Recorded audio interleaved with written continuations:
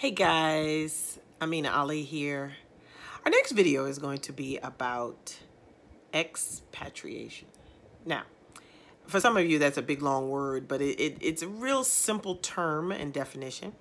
To be an expatriate is to be someone that has lived or moved to another country or land outside of their native one. As ambassadors, we're going to be tasked with that more times than we probably care to know. Living out of a suitcase is not ever easy, but living in a new area can be.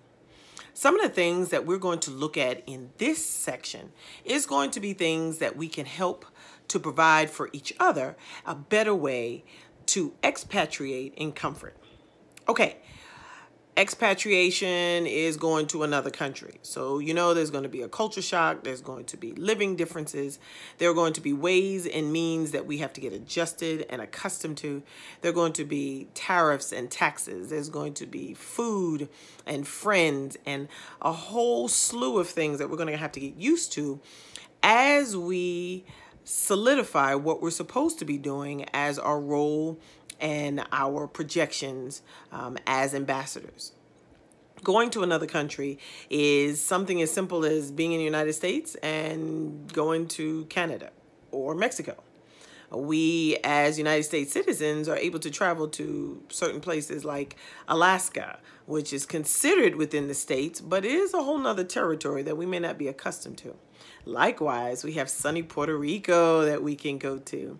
But being an expatriate is someone that has left their native land or their native country to go to another land.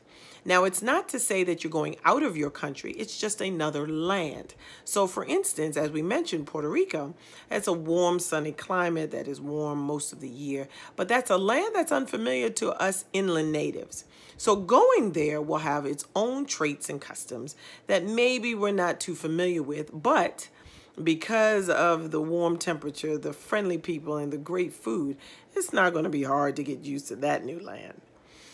One of the reasons that we like to look at as to why we expatriate or we leave our country is for reasons of business, of professionalism, or as ambassadors, reasons of cultural inclusion. And this is going to be how you are an ombudsman to the greater good that you're to do.